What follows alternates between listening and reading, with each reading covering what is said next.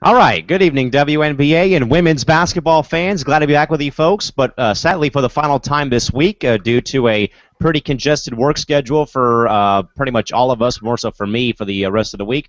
Welcome, though, folks, to another edition of the WNBA 365 Network, your 24/7, 365 comprehensive home for everything revolving around the WNBA and the rest of the women's basketball universe. Back with you folks here on our second full day of training camp coverage here on WNBA 365 Training Camp Central. Joined, of course, again tonight by Eric Nemchok from today's Fast Break in Elmhurst, Illinois. And also joining us as well is the SoCal crew of Crystal Thomas and Tanisha Stewart, both up in the City of Angels of Los Angeles, California. And, of course, Campbell Hurd joining you folks here from Studio 171 in San Diego. Everyone, good evening. Good to see you again. How's it going tonight? Hey. Hey, hey. All right, folks, and as always, we will take your input on Twitter, of course, at WNBA365, at CalamaC3, at ShortyMamba24, at PupTent10, or at NemChalky, with, of course, the hashtag of WNBA365. Or if you are viewing us live right now, on the viewing page, hit up that live chat box. We'll get to your commentary ASAP. And we, folks, could be and are scheduled to be joined by Reagan Patrick sometime soon in the Hangout, but apparently Rap having some problems getting the Hangout up and running on her computer, so we'll be sure to see when we'll just see her when she does get in here, when we do get to that point. Of course, guys, before we get to anything that we talked about for our game plan beforehand, I just saw a report and a bit of some breaking news that Sue Favor from @Hoopism on Twitter just put out. I would probably guess about roughly 8 minutes ago. But a report guys just put out earlier today, but apparently recycled and reconfirmed by Sue Favor just about 10 minutes ago in regards to the Washington Mystics. Reports are in that Carol Lawson, guys, will be sitting out the first half of the season and is right now considering and pondering retirement from the league right now. She's elected to stay in the ESPN broadcast booth for the time being while giving herself a chance to kind of rest her body, but again, is pondering possible retirement. And Shorty, obviously, we kind of talked about this. We heard about Candace Wiggins retiring from the WNBA earlier this offseason, about how, the love of the game was not there for her, along with wear and tear, she said, but also that it was an athlete, though, Shorty, that already had their future planned out, and Carol Lawson has had a great gig with ESPN the past few years and is really one of the best women's basketball analysts that the network does have on their on their broadcast teams and personnel. But Shorty, obviously, I think we kind of saw this coming, though, in a way, I think, with Carol Lawson, kind of been playing on one-year contracts with Washington, been that veteran leader amongst, a team of really, highly talented rookies and talented players on that roster. Shorty, I guess, what are your thoughts, though, as you kind of hear this report, though, again, about Carol Lawson, again, taking the first half of the season off, said she is open to playing the second half, but again, as well, though, Shorty, again, pondering retirement, though, in the process as well. I think she is taking Candace Parker's recipe from last year, taking the first half of the season to rest. In her case, she is also resting and doing still some commentary for ESPN and is pondering retirement as well. But, in her case, she is doing, additional work for ESPN. So we will see if she actually, plays in the second half. And after that, ultimately ponders retirement. But, she's, over 35. So we kind of seen it coming because I heard earlier reports as early as Monday that she was, pondering these same thoughts. So we'll eventually see what she does. And Crystal, I'd probably say, and I'm probably wrong on this, but I'll just, say it just to kind of say it, but I think that Carol Lawson is probably one of the longest tenured women's basketball analysts that I recall seeing on ESPN for quite some time, and she's done a phenomenal job. Her coverage either of the college games or when she goes on with Rebecca Lobo and Kevin Nagandi around the draft time, or if Mystics aren't in the postseason, she'll hop back on with those two at the finals or whatnot. And again, I would love to see her, though, work with Ryan Rucco and Rebecca Lobo, or work with Pam and Boris on a game, because she brings a lot of that knowledge and insight, from her playing days and her career across many great teams. But again, Crystal, Shorty cited, though, again, reports out as early as Monday. Crystal, in fact, Carol Lawson does step aside from the game. What will you remember best about Carol Lawson and her, great career in the WNBA? and she was a winner. Um, I just liked her attitude that she brought to the game. She was a leader, a winner, played really good defense. You guys know how I feel about defense, but I think the game would probably miss a true veteran. I mean, she's really good at what she did, and if she does retire, I mean, I wish her all the best in her future endeavors, most likely with ESPN and broadcasting. Um, but if she is taking the whole I'm going to rest, but I think it can help her because, like Shorty said, she's not a spring chicken anymore. So um, I think it will help her. I think it will help her re-energize her body. I think it will help her body. She's like what, like 37 years old. So if she does decide to come back, I'm pretty sure Washington would love to have her, and I think she could also help them further along with however far they do end up going. And Eric, and as we said, and as I said as well, I think as of right now, there's, maybe two or three players that, may have a future perhaps in the broadcast industry with women's basketball, with the WNBA. Swin Cash, of course, has done a lot of work for for CBS specifically, has done a little bit of work for ESPN. Kara Lawson's been with ESPN for quite some time. Candace Parker filled in on a couple of college games while she wasn't playing overseas. So again, Eric, here's a case of another athlete knowing what they want to do with their future once their playing days are done. But Eric, I guess I'll kind of bank off Crystal's question though. What do you and will you remember best about Kara Lawson's career, if in fact this is the end of the road for her after a very illustrious career? I would say Kara Lawson is one of the most intelligent players I've ever watched. Her grasp of the game is just fundamentally speaking is one of a kind. Even last season, as part of the Mystics, when she had a down year by her standards, I mean, she's getting up there in age. There's no stopping that. But she had such a great assist to turnover ratio.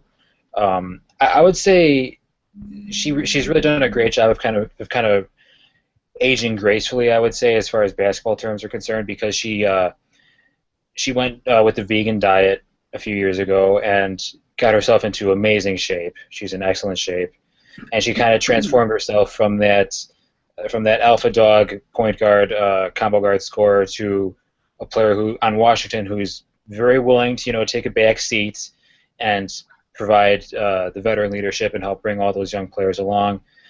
So yeah, I'll definitely remember Kara's career very fondly, and I do hope that she continues her work on ESPN or other sports networks because her analysis is just fantastic.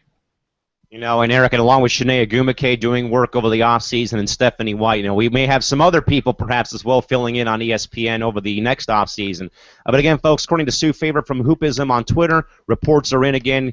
Kara Lawson, presumably right now, again, is taking the first half of the season off, a la Candace Parker 2015, but also right now is pondering possible retirement, again, with a very good job and good gig with the good people at ESPN right now with her great analysis and commentary of all the women's basketball games across the flanks. Again, could possibly be stepping aside after what has been a very great WNBA and college and all-around great career for Kara Lawson in her tenure. Okay, guys, we'll go back to the more important news, of course, today. Shorty, starting with you, and you can flick yourself off mute because for some reason the control room won't let me do this to you for some reason. But, of course, guys, the big news of the day, though, of course, announced on ABC's Good Morning America, of course, the 12-woman roster for the 2016 Rio Olympic Games, of course, was announced today. And, Shorty, all reports are confirmed. Candace Parker left off the roster this season or for the 2016 Olympic Games, replaced on that roster by a few other puzzle pieces in there. So, of course, Shorty, we've heard the outrage and the support for Candace Parker. Candace Parker, folks, did make this official, though, on just on Tuesday morning, saying in a very classy, very professional Twitter statement that she was, upset, actually just disappointed that she did not make the roster, but does, though, appreciate the support that she's been getting. So, Shorty, confirmed, set in stone, the 12-player roster. And like I said, though, too, on Monday, Shorty, it does not matter if Parker was going to be on this roster or not. This still, though, I think is going to pose to being, a dominant Team USA run to presumably another gold medal this season. But, Shorty, now that it has been confirmed, though, we talked about this on Monday, we'll just kind of, retouch base. Final thoughts about Candace Parker being snubbed and left off the Olympic roster for 2016? Well, my thoughts are I'm basically going to reiterate everything that I said on Monday because what I said on Monday was true. Like I said, first person to break the story was Ramona Shelburne of ESPN LA, who is a most respected amongst her peers as a women's writer, and definitely wouldn't make up anything just because so when she stated it, I knew it was true. So then that following Tuesday, yes, Candace Parker did confirm everything, through her tweets. Basically, summarizing what she said, basically that she was thankful for the opportunity, even though she was hurt. She's still going to, continue to cheer on Team USA, which is very classy and professional on her part. And then following Wednesday, it was announced, and basically she was left off the roster. But like I already stated before, I mean, it was tough, and it was a tough decision on the Olympic Committee. We actually do have an official statement from one of the committee members, Carol Callan, in non-relation to you, of course, Callan. But she came out and stated that basically at CP's position, it was stacked. So that was one of the things that I did say and assume, on that Monday, is that at CP's position between Parker, Stewart, and EDD, that position is pretty stacked. So they had to make a decision, and ultimately it was a tough decision to cut Candace Parker off. But again, ultimately, it was tough on them and on her part to hear the news, but hopefully this will motivate her to have a great season. And Crystal, I think the thing, though, that a lot of the fans are getting mixed up in the shuffle here is, they're pointing the blame at the players that were picked over Candace Parker. Folks, bury the hatchet. Don't point the fingers at the players that were chosen over Parker. Direct your frustration and point your finger at the committee that chose to keep Candace Parker off this roster. Because, Crystal, and I think Jess, who operates Diana Taurasi's Bun page on Twitter, one of my really good friends who's a Mercury fan from Reno, said it best, is the fact that, KT, this was out of the players' control. They had no bearing or choosing, who was on the roster or not.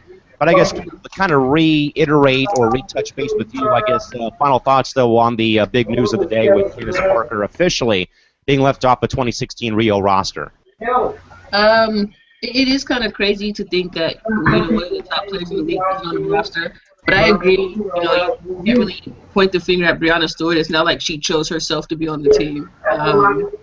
I still think Team USA.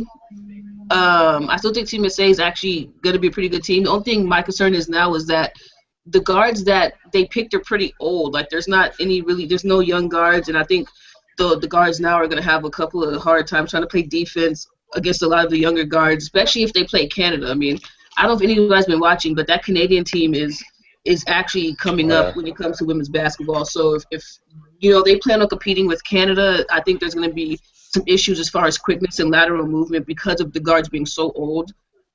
But I think Team USA will still be okay as far as gold medals go. But it's a crazy situation. But like Callan said, I don't think anyone should really be mad at Breonna Stewart because she had no choice in picking herself. With that, folks, we'll say hello to Reagan Patrick joining us right now on the Hangout. Rap, no problem for missing, for being late, but hey, thanks for joining us, though. How's it going tonight? Good to see you. It's good. I'm hungry, so. Don't worry, so am I. But, Reagan, we'll get to this real quick. Obviously, big news of the day, past couple days, I should say, of course, Candace Parker from the LA Sparks, of course, being left off the 12-woman roster, the final roster for the Rio Olympic Games in 2016. And, Reagan, I know that on Monday I said this would be a big blessing in disguise for the Sparks as a franchise and also for the fan base to knowing that Parker, if it was confirmed that she would not have to deal with playing the first half of the season, be wore out, then play the Olympics, be further worn out, and then perhaps leading to another early exit for Los Angeles in the postseason. But now that she is now off the roster, Reagan, I guess, give us your overall thoughts, though, and your take and stance, though, in reaction to the story, though. I was a little bit upset that she didn't make. I mean, I think a lot of fans were, not just the Sparks fans, but I don't really know much about the situation. I mean, we don't know what went on behind closed doors, so it wouldn't be right for me to actually comment on it. But I agree with you. It's a blessing for the Sparks because she won't be tired. I mean, she won't really be affected by it. And she seems to be okay right now with her statement. So, I'm okay, I guess. And Eric, I think the other thing though too, like I said, was don't point, don't point the finger at Brianna Stewart for being on the roster. Don't blame the players involved, but blame the committee. And I think that in spite of that though, I think that the outpouring though of support we've seen from fans, from all of us perhaps in some way, but also from fans of rival clubs that were also giving, supporting her, kind of through this, if you want to call it, travesty of a selection, I guess. Eric, I would probably just ask though for your final thoughts though on this as you again you kind of saw this unfurl, but again, Parker left off the final roster for Rio.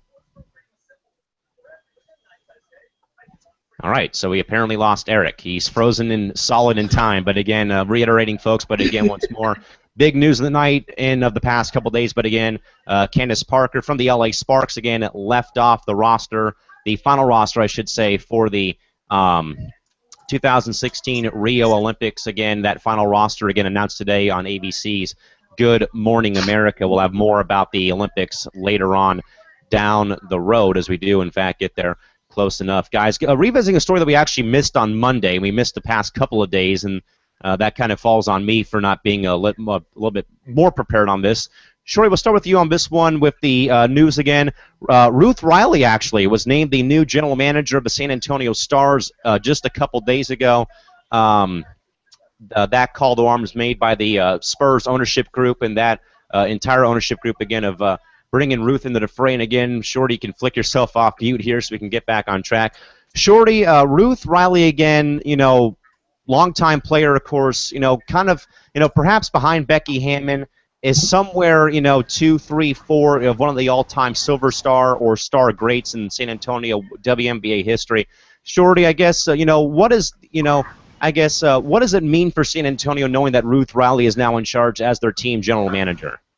I mean, I definitely think, this is a big accomplishment on her part, as you said, being a former player, now being stepped up into, not just the assistant coaching or somewhere within the organization, but at a top position as far as being the new general manager. So, again, that's definitely big on her part. And as for that, it makes sense because, Coach Dan Hughes, he decided that after the season he's going to retire.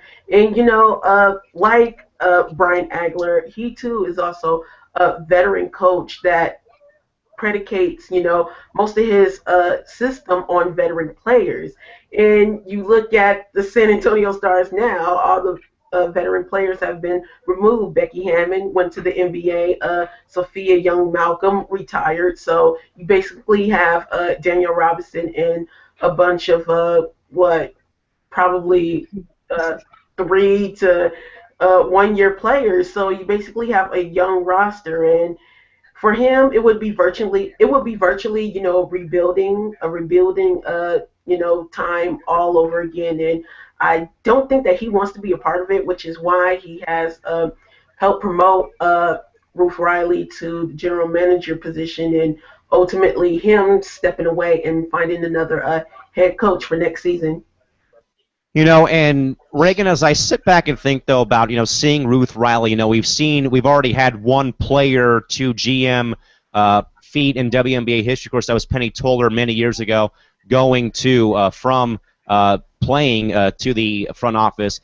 And Reagan, also, here we've had Becky Hammon and Nancy Lieberman, two of the, pioneers of women's basketball, both go to being assistant coaches with the Spurs and Kings. We've had Ann Myers-Drysdale now as the vice president of operations for both the Suns and Mercury. Reagan, how much longer, though, will it probably take, and hopefully it's sometime soon, though, that we'll see more and more females being involved in, pro sport front offices or pro sport coaching staffs on the major league level sometime soon? I don't think it's going to take that long. I mean, I think, of course, those two women that you just spoke about opened the door a little bit more. And, in the next couple of years, maybe 2 or 3, I see a couple more, leaving and going to help out maybe NBA teams and things like that. So I don't think it's going to be too long. And Chris, like I just spoke about, Nancy and Becky and Ann Myers Drysdale, three pretty big pioneers paving the way for, and opening the doors, as Rapp said, though, for, bigger and better opportunities for females working in male-dominated sports such as Major League Baseball, the NFL, the NBA, the NHL, MLS, perhaps sometime soon. We've seen it, of course, in the broadcast booth. We've had, Doris Burke announcing games, for college football or play-by-play for NBA games going forward. Crystal, I guess I'd probably ask the same thing, though. Now that Ruth Riley has now gone from player GM, again, being a general manager of a pro sports team, even though it's a female sport. Crystal, I'd probably ask the same thing, though, but, how much longer do you think it's going to be, though, before we start seeing more and more females starting to dominate male sports in the front office? Probably not that long. I mean, I feel like if they're good for the job, if they're better than the men, why not give them a shot? I mean, there's a lot of women out there who are better than some men when it comes to being owners and vice versa. But, I think now it's a new age. I think more women will get a chance to do that and prove that they know what they're doing and prove that they know their sport that they're a general manager for and prove that they could probably do a better job than some of the guys that run the show. So I don't think that long. All right, Eric. We apologize for you, man, getting stuck in the mud right there. So we'll just kind of go back and we'll quickly get your final thoughts, though, again about Candace Parker being left off the final roster for the Olympic Games in Rio. There's no need for you to apologize. It's 100% my fault. I'm deeply sorry. Okay. I wrote an article for today's Fast Break on this, so I'm kind of already Candace Parker'd out for today, but I'll give my Cliff Notes thoughts. Yeah, it was a tough decision. I think something happened behind the scenes or off the court or what have you that isn't coming out right now because you saw Candace Parker. She should have been a lock to make that roster. Obviously her talent is undeniable. Her pedigree with USA Basketball is already well established. And the fact that she was doing photo and video shoots for them a short while ago, you would have thought that hey, she's going to be on the team, but obviously it's not the case. And also, both her and USA Basketball's reluctance to actually say something about this kind of makes me wonder if we're not being told something. But I don't know, man. I'm not plugged in on this, unfortunately. So it is what it is. Obviously, the four position is in great hands with Breanna Stewart and Elena Deladon, and Tamika Catchings if they decide to play her there. And I think it just needs to be more about who's on the team than who isn't on the team. It's you're representing your country. You don't want the story to be who was left off the roster. So she handled it in a fine manner, I would say, going on Twitter and saying, "Go USA, go for the gold." But those are basically just my thoughts on it. Yeah, no, and very good though of her to keep it neutral, keep it unbiased, and then kind of in a way objective about her thoughts. But again, folks, we'll have more on the story as we get more of it. Eric, we'll go back to you and we'll play a two-man game real quick though, as we would just pop here. Ruth Riley, of course, named general manager of the San Antonio Stars earlier this week, maybe even earlier or later last week. Eric, as we've already heard, again, Dan Hughes will be stepping aside. It sounds like sometime after the season does end. So, Eric, with Ruth Riley in place, where does San Antonio go from here in your mind? Where does San Antonio go? Well, clearly I think the move is made because Dan Hughes he's getting up there in age and he doesn't really want to be a part of a rebuilding project, which is clearly what the San Antonio Stars are a part of now. So I think with Ruth Riley at GM, they've got, comparatively speaking, a young, fresh basketball mind who's, she's been out of the game for a few years, so she's raring to go again. She's probably got a bunch of great ideas and everything, and the decision obviously mutual. She had some great years in San Antonio, so it makes sense that they would bring her in. And I like how they're going to have her working with Hughes as the season goes on to determine his successor as head coach. I wouldn't be surprised if they hire Vicki Johnson, if they just promote her from assistant coach to head coach, because if you guys remember, Jenny Busek, before she was promoted after Brian Agler left, they kind of went under a little smokescreen in Seattle saying, "Oh yeah, we're looking," but in reality, it was Jenny Busek's job to lose, and she didn't lose it. So, besides, if they stay with the in-house options such as Vicki Johnson, then the players will still be familiar with the system. She'll still likely be running most of the same stuff. So that's what I think might happen. I'm not exactly sure though. I think it would benefit San Antonio to do that, but it's anyone's guess because that team they're pretty much blowing it up and starting from scratch.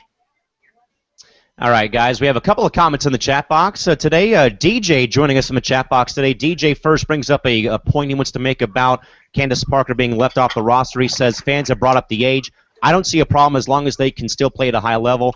Bird and Augustus have been average for a while now. Diggins would have been an ideal pick to play in Rio. And also about Kara Lawson, DJ also says, too bad for Lawson, or too bad that she's focused on broadcasting. She'd make a great coach for San Antonio in his mind, or their mind. So, DJ, thanks for the comments, and we appreciate you hanging around and joining us tonight here on WNBA 365. Well, guys, there's really nothing else to discuss, but again, I think, though, that this is worth talking about. This was actually tonight on the CBS Evening News with Scott Pelley.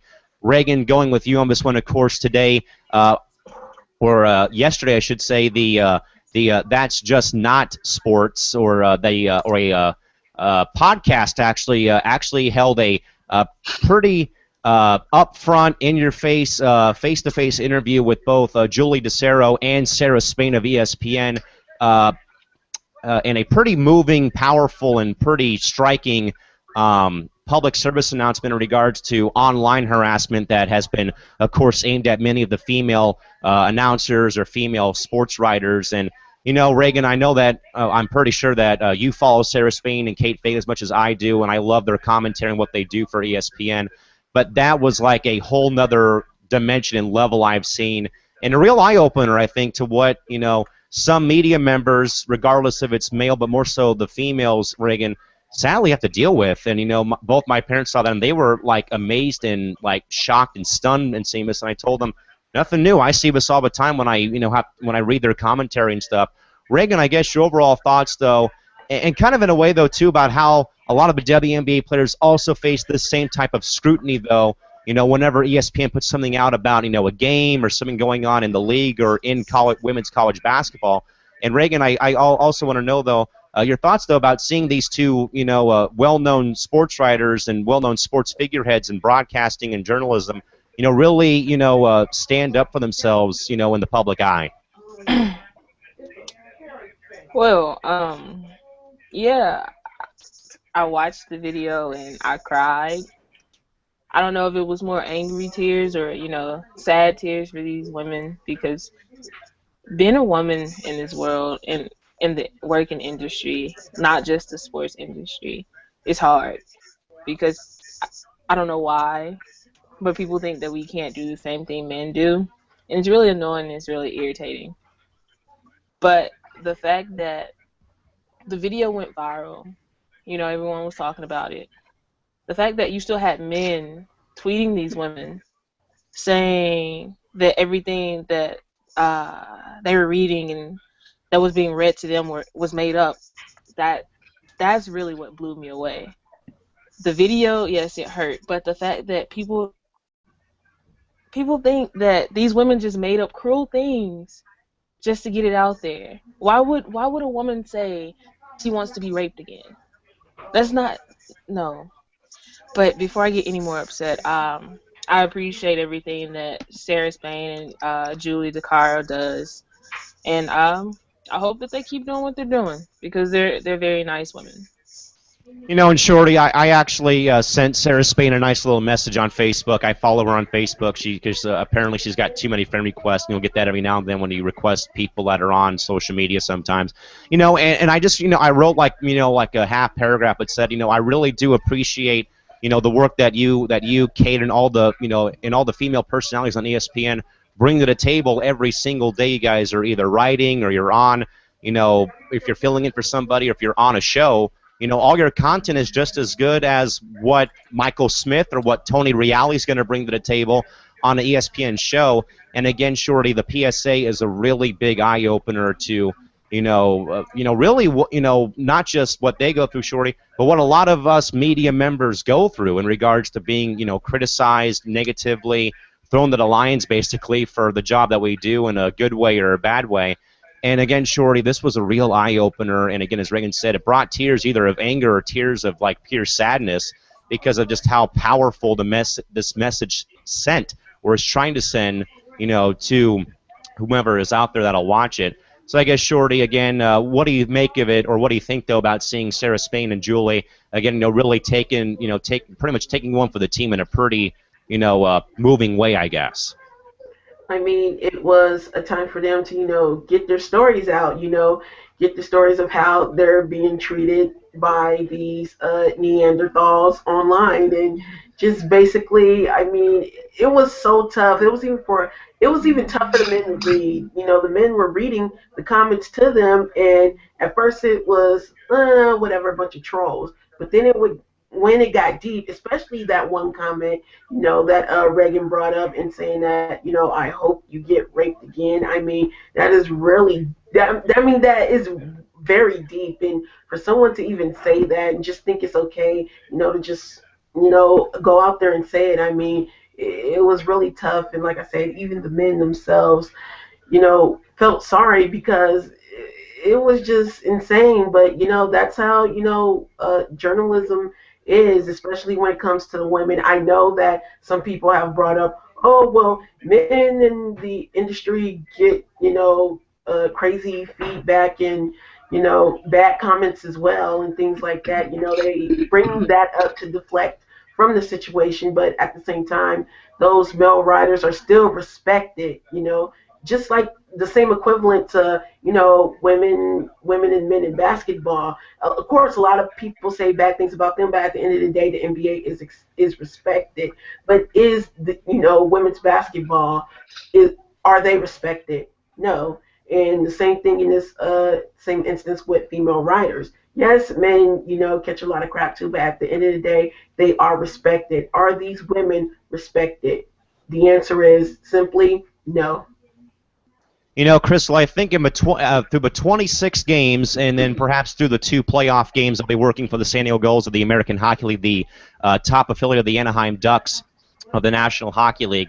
Out of the entire 26 games I've only had one negative comment said about me on social media, and it was someone comparing how I announced a goal for San Diego for the home team.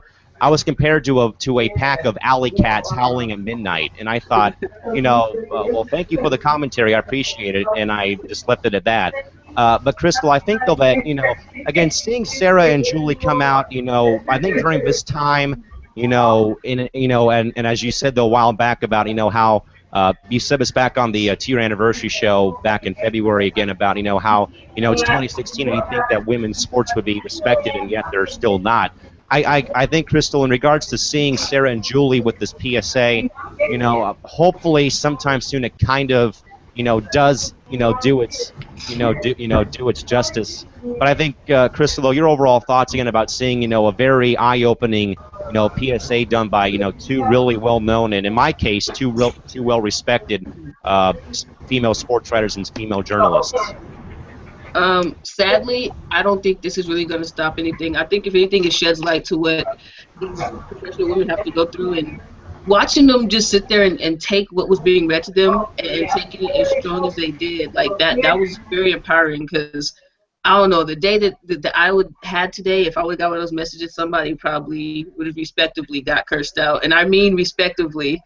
But just watching them and them be professional about it, it's crazy that people could be so cruel, especially when it comes to rape. Rape is never funny. Rape is never anything you should joke with, and especially to tell a rape victim, "Oh, I hope you get raped again." That's cruel. I mean, imagine if these people were looking at a tweet that was sent to their mother that way, or their sister, or their daughter, or some female in their life that they care about. And I don't think they think about it like that. I think it's more like, oh, well, I don't know this person, so it's whatever. But it's just, that's not okay. I mean, with all the cyberbullying that goes on and people who have killed themselves over stuff like this, I just think that people have to be a little bit more careful what they tweet and disrespect people. I just think that's really cruel, and no one should have to even really go through that. And it's just, like Shorty said, to see the men get uncomfortable reading those tweets to them, that lets you know that there are some men in the world who care and respect women journalists and athletes and would never tweet anything like that. But it's just sad to know that there's still people like that in the world. And Eric, and I think if you and I were, two of the people that they asked to read those tweets, I may not have been able to make it through 5 or 10, and then I would just say, okay, I got to walk away because I can't do this anymore because, it kind of reminds me vaguely of, seeing the movie 42, the story about Jackie Robinson, about how all the hate mail he was sent, and all the threats he received at, at baseball games with the Dodgers back during the time he played and everything else included, and Eric, I think from our perspective, of course, that stuff that you and I would never say to Crystal, Shorty, or Reagan, or anyone else that we know that are that we work with on the network, or even someone of the caliber of Sarah Spain, or anyone from a major network like that who's female. I don't think you or I would say anything that derogatory, that out of place, and totally uncalled for, I guess. Eric, I guess your overall thoughts, though, again, about seeing, two really known and well-respected, in my opinion, again, two very well-respected female sports journalists, again, trying to take a stand against cyberbullying, at least towards them and towards their female counterparts and colleagues. It's embarrassing. It's shameful. I really can't imagine what it must be like for someone to go through that, like, every single day. Like the video said, these ladies go through they read these comments every single day, and it's not, like Crystal said, it's not necessarily these people making these comments. They either think it's funny, or they're just trying to earn cool points among their Twitter friends or whatever, and that's not it. That's not even close. That's not how it works. You just can't say stuff like that. It's beyond disrespectful. It's just totally hurtful and uncalled for and cruel, and they have no idea. Like, words can hurt, man. Like that's all I'm gonna say. Words can hurt, and especially in the case of women and like rape comments and stuff like that, there's no place for it. And I think I saw it right, Eric, earlier tonight when Jess, again, one of our good friends and followers, folks who again operates the the Diana Taurasi Bun page on Twitter, she had a perfect hashtag of "think before you tweet." That was a really good thing, and I think that kind of goes for everyone in this hangout, and goes for everyone as well. Is think before you hit that send button and send something off into social media space. But again, folks, if you want to see the full video, go ahead and Google it or YouTube it. Again, really moving and powerful PSA done by Sarah Spain and Julie DeCaro, of course, from the Chicago Star Tribune again, or the Chicago Sun Times, I should say, again, with those two again very well known and respected female journalists, again trying to have their voices heard, and again take a stand against online and cyber harassment. With that, folks, again, a quick program scheduler alert for you folks. We'll be off tomorrow and Friday. I'll be away tomorrow, announcing some American Hockey League playoff games tomorrow and on Friday, and also beginning to wrap up my college baseball season. We'll be back with you folks back here on Monday night at 9 o'clock p.m. PDT, midnight Eastern. We'll continue on, of course, with our training camp coverage. But, of course, folks, for Eric Nemchuk in Elmhurst, Illinois, and for Crystal Thomas and Tanisha Stewart up in L.A., and Reagan Patrick joining us as well. A little bit late, but got in plenty of time, though. Callum McClurg signing off from Studio 171 in San Diego, telling you folks to please have a safe night.